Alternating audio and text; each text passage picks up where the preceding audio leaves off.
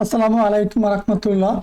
Hello viewers, নবম শ্রেণীর শিক্ষার্থী বন্ধুরা, আশা করি ভালো আছো। তোমাদের অর্ধবার্ষিক পরীক্ষার সামনে রেখে ইসলামের ইতিহাস বিষয়ের বহু নির্বাচনী প্রশ্নগুলো উত্তর সহকারে তোমাদেরকে বলে দিব। এগুলো কমন প্রশ্ন, ভালো করে প্র্যাকটিস করে উত্তর সহকারে এখান থেকে পরীক্ষা আসবে। চলো আলোচনা শুরু করা যাক। অর্ধবার্ষিক পরীক্ষা, দেখো বহু নির্বাচনী পরীক্ষা, সময় 30 মিনিট, মান 30। 1 নম্বর বহু নির্বাচনী প্রশ্ন, ইসলামের প্রাণকেন্দ্র কোনটি? ইসলামের প্রাণকেন্দ্র কোনটি? আরব।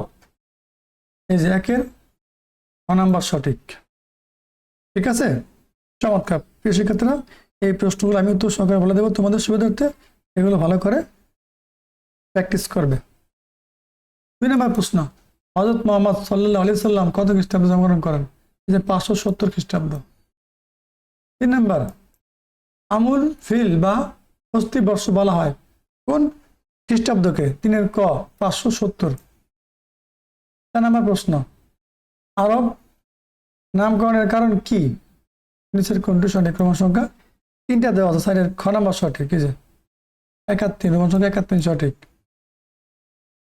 আরব ভাষা ছিল পাকপটু, আরব ভাষা ছিল যাযাবর। আবার দেখো নিচের উত্তরটি পড়ো এবং 5 ও 6 প্রশ্নের উত্তর দাও। আমি একটা হইতে পড়লাম না, সরাসরি প্রশ্ন চলে গেলাম। তোমরা খেয়াল করে পড়ে নেবা, তারপর উত্তর করবা। উল্লিখিত অনুচ্ছেদটি পরে আমরা কি সম্পর্কে ধারণা পাই? 5-এর খ নাম্বার সঠিক। এই 5-এর ঘ নাম্বার সঠিক। আরবের ভৌগোলিক পরিচিতি, এই যে 5-এর গ। ঠিক আছে। 6 নাম্বার দেখো, অনুচ্ছেদ বর্ণিত দেশকে 3 ভাগে ভাগ করা যায়, যথা মূল অঞ্চল, উর্বর ও পার্বত্য অঞ্চল। 6-এর ক নাম্বার সঠিক। ঠিক আছে। 7 নম্বর প্রশ্ন, গোত্র প্রধানকে কি বলা হতো? শেখ। গোত্র প্রধানকে বলা হতো শেখ। 7-এর ক নাম্বার সঠিক। 8 নম্বর প্রশ্ন, আরব অধিবাসীদের অধিকাংশই কি ছিল? তোমার সংখ্যা দেওয়া আছে 3টা। স্বাধীনতা, বেপরোয়া, দুর্দর্শ। নিচের কোনটি সঠিক? 8-এর গহ 3টাই সঠিক। তারা স্বাধীনতা ছিল, বেপরোয়া ছিল, দুর্দর্শ ছিল। যে 8-এর ঘ নাম্বার সঠিক। 9 নম্বর প্রশ্ন, আরবরা লুটতরাজ করতো কেন? 9-এর ক নাম্বার সঠিক, খাদ্য পাবে। 10 নম্বর প্রশ্ন, সুমেরীয় সভ্যতা কোথায় গড়ে উঠেছিল? মেসোপটেমিয়ায়। 10-এর খ নাম্বার সঠিক। নিচের উত্তরটি পড়ো, 12 থেকে 13 প্রশ্ন উত্তর দাও। দেখো 11 কি বলছে? 11 থেকে 13 বলছে, অনুচ্ছেদ কোন সভ্যতার ইঙ্গিত পাওয়া যায়? মানে অনুচ্ছেদে কোন সভ্যতার ইঙ্গিত পাওয়া যায়? 11-এর গ নাম্বার সঠিক, সিন্ধু সভ্যতার। আবার দেখো এখান থেকে আমরা 12 নম্বর দেখবো এখন। দেখো 12, কুলসুম যে সভ্যতার প্রামাণ্য চিত্রটি দেখেছিল, এখানকার আদিবাসীরা কি করতো বা কিরকম ছিল? তোমার সংখ্যা 1, 2, 3 3টাই সঠিক। এই যে 12 গ নাম্বার সঠিক। 13, ইসলামের পূর্ব যুগে আরবের অবস্থা কেমন ছিল? 13-এর ক নাম্বার সঠিক, বিশৃঙ্খলা পূর্ণ, হতাশা ব্যঞ্জক। 13-এর ক নাম্বার সঠিক। 14 নম্বর প্রশ্ন, আরব সমাজে কোন প্রথা ব্যাপক ছিল? অবৈধ প্রণয়, অবাধ মেলামেশা, এক নারীর বহু স্বামী গ্রহণ। যে কোনো সঠিক? তোমার সংখ্যা 1, 2, 3 3টাই সঠিক, ঘ নম্বর। নিচের উত্তরটি পড়ো এবং 15 ও 16 নং প্রশ্নের উত্তর দাও। দেখো কবিতা পড়ে বা 15 নম্বরে বলছে কি, অনুচ্ছেদের রণের করণীয় কি ছিল? 15-এর ক নাম্বার সঠিক, মূর্তি পূজা। অনুচ্ছেদের রণের করণীয় কি ছিল? মূর্তি পূজা থেকে বিরত থাকা। 15-এর ক নাম্বার সঠিক। 16 নম্বর প্রশ্ন, কবির কেন বন্ধুকে মূর্তি পূজা করতে বারণ করে? দেখো এরকম সংখ্যা 1, 2, 3 3টা দেওয়া আছে, ঘ নাম্বার সঠিক। 17 নম্বর প্রশ্ন, যুদ্ধ বিধ্বস্ত মদিনা নগরীর পুনর্গঠনে মহানবী সাল্লাল্লাহু আলাইহি সাল্লাম কর্তৃক প্রণীত মদিনা সনদ কি প্রতিষ্ঠায় বিশেষ ভূমিকা রাখে? দেখো 17 খ নাম্বার সঠিক, সম্প্রীতি ও ভ্রাতৃত্ব। মহানবী সাল্লাল্লাহু আলাইহি সাল্লাম কত খ্রিস্টাব্দে মক্কা হতে মদিনায় হিজরত করেন? 622 হিজরিতে। 19 সিরাত ইবনে হিশাম গ্রন্থের লেখক কে? খ ইবনে হিশাম।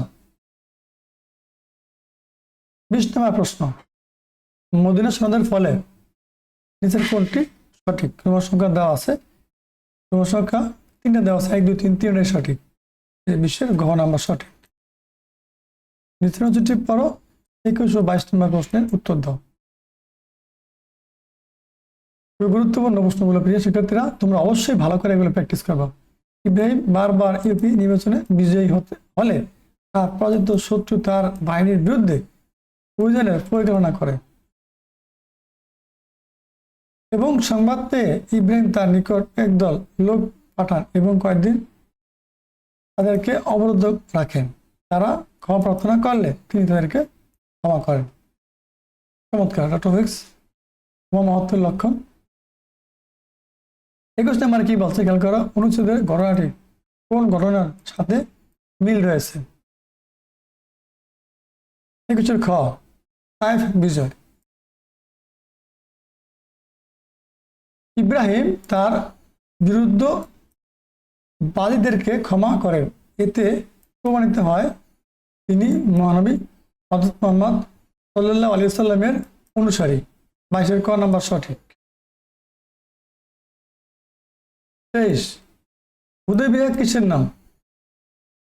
হুদায়বিয়া একটি কুফের নাম, একটি পাহাড়ের নাম, একটি এলাকার নাম, একটি শহরের নাম, এটি কুফের নাম। 23 ক নাম্বার সঠিক। হুদায়বিয়া একটি কুফের নাম। 24 বনু কাইনুকা সম্প্রদায়ের একজন ইহুদি যুবক জৈনিক মুসলিম তরুণীকে কিভাবে অপমান করে? 24 ঘ নাম্বার সঠিক। যে প্রকাশ্যভাবে, এটা সঠিক। 24 ঘ প্রমাণ সংখ্যা 2 সঠিক। 25 হুদায়বিয়ার সন্ধির শর্তানুযায়ী মুসলমানগণ হজে যাওয়ার সময় আত্মরক্ষার জন্য কি নেওয়ার সুযোগ পাবে? 25 খ একটি কোষযুদ্ধ তরবারি, মানে কোষবদ্ধ, এটি কোষবদ্ধ তরবারি নিয়ে সে যাওয়ার সুযোগ পাবে। 26 মায়ের পদতলে সন্তানের বেহেশত উক্তিটি কার? মহানবী হযরত মুহাম্মদ সাল্লাল্লাহু আলাইহি সাল্লামের। এই যে নাকি 26 ক নাম্বার সঠিক। 27 বর্তমান সমাজে শান্তি প্রতিষ্ঠা করার জন্য প্রয়োজন কি? এখানে 1 2 3 দেওয়া আছে, কোন সঠিক? 3টাই সঠিক। 27 ঘ নাম্বার সঠিক। শান্তি সঙ্গে প্রতিষ্ঠা করতে হবে, গণসচেতনতা বৃদ্ধি করতে হবে, সামাজিক প্রতিরোধ গড়ে তুলতে হবে, সবগুলোই সঠিক। 28 নবী করিম সাল্লাল্লাহু আলাইহি সাল্লামের দাড়ি মোবারক ছিল কিরকম ছিল? লম্বা ও ঘন। 28 ঘ নাম্বার সঠিক। নিচের উত্তরটি পড়ো এবং 29 30 নম্বর প্রশ্নের উত্তর দাও।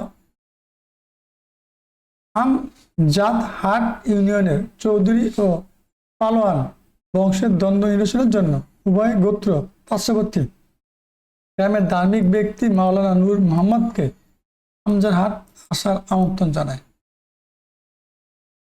29 অনুচ্ছেদের ঘটনার সাথে মহানবী সাল্লাল্লাহু আলাইহি সাল্লামের কোন ঘটনার সাদৃশ্য লক্ষ্য করা যায়? 29 ঘ নাম্বার সঠিক। হিজরত। আবার দেখো 30 কি বলছে, উক্ত ঘটনা মহানবী সাল্লাল্লাহু আলাইহি সাল্লামের জীবনের পরিবর্তন আনে। তোমার সংখ্যা 1 2 3 দেওয়া আছে। নিরাপত্তা নিশ্চিত হয়, নির্যাতন হতে নিষ্কৃত লাভ, সম্পদের মালিক হন। নিচে কোনটি সঠিক? এই যে তোমার সংখ্যা 1 আর 2 সঠিক। নিরাপত্তা নিশ্চিত হয়, নির্যাতন হতে নিষ্কৃতি লাভ। 30-এর ক নাম্বার সঠিক। প্রিয় শিক্ষার্থী বন্ধুরা, এই ছিল আজকে তোমাদের গুরুত্বপূর্ণ একটি বহুনির্বাচনী প্রশ্নের উত্তর সহ বলে দিলাম। এগুলো কিন্তু পরীক্ষায় আসার মতো প্রশ্ন, তোমরা অবশ্যই ভালো করে পাশাপাশি প্র্যাকটিস করবা।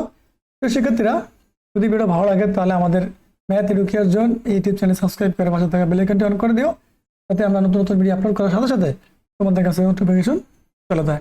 তো ভালো থাকো, আজকে পর্যন্ত রইল, আল্লাহ হাফেজ।